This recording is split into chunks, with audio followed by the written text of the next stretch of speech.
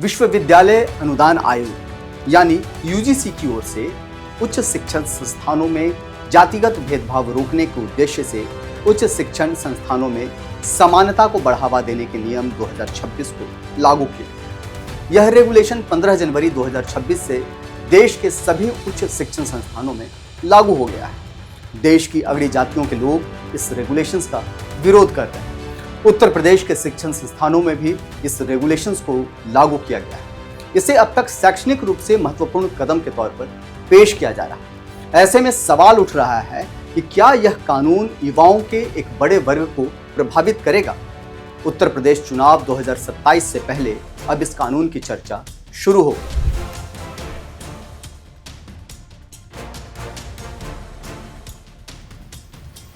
विश्वविद्यालय अनुदान आयोग यानी यूजीसी ने उच्च शिक्षण संस्थानों में जातिगत भेदभाव रोकने के उद्देश्य से उच्च शिक्षण संस्थानों में समानता को बढ़ावा देने के नियम 2026 लागू कर दिए।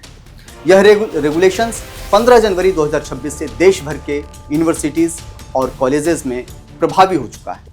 हालांकि इसके लागू होते ही देश के अलग अलग हिस्सों में अगड़ी जातियों से जुड़े संगठनों और समूहों ने इसका विरोध शुरू किया।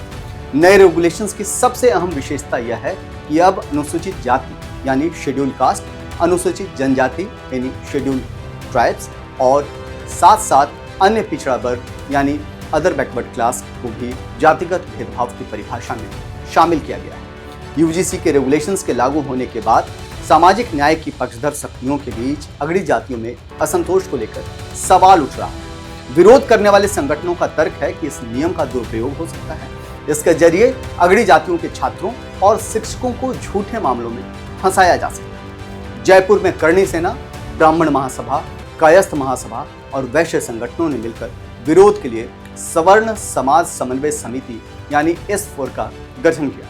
इस रेगुलेशंस के खिलाफ बड़े स्तर पर आंदोलन किया जा रहा है। यूपी में भी इस मसले को लेकर चर्चा तेज चल रही है।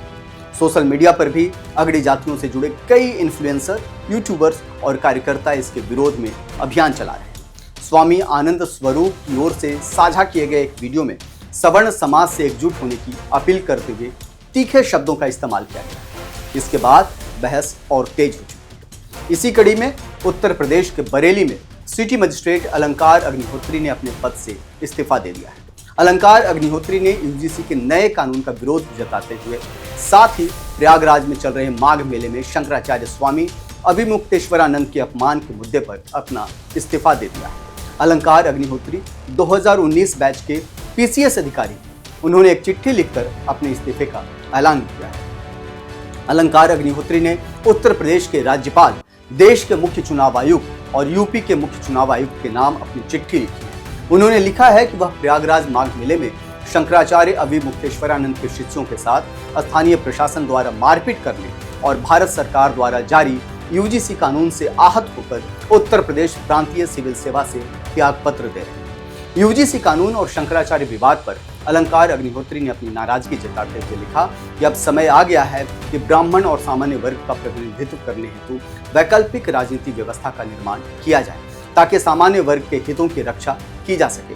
साथ ही केंद्र सरकार और राज्य सरकार में उपस्थित भ्रम की स्थिति को दूर किया जा सके। आपको बता दें कि यूजीसी के नए कानून को 15 जनवरी 2026 से विश्वविद्यालय अनुदान आयोग से संबंधित सभी यूनिवर्सिटी और कॉलेजों में लागू कर दिया गया है।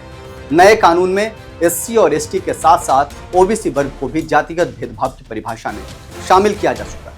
इस कानून के तहत सभी कॉलेज और यूनिवर्सिटीज में एक समान अवसर प्रकोष्ठ का गठन किया जाएगा। यह प्रकोष्ठ जातिगत भेदभाव की शिकायत मिलने पर सुनवाई करेगा, लेकिन इस पूरी व्यवस्था के विरोध जोर शोर से हो रहा है। देखने वाली बात यह होगी कि आने वाले विधानसभा चुनाव पर इस विरोध प्रदर्शन का क्या असर होता है। आप क्या मानते हैं इस बारे में हमें जरूर बताइएगा।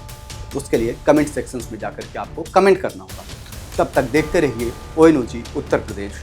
जय हिंद, जय भारत, जय उत्तर प्रदेश।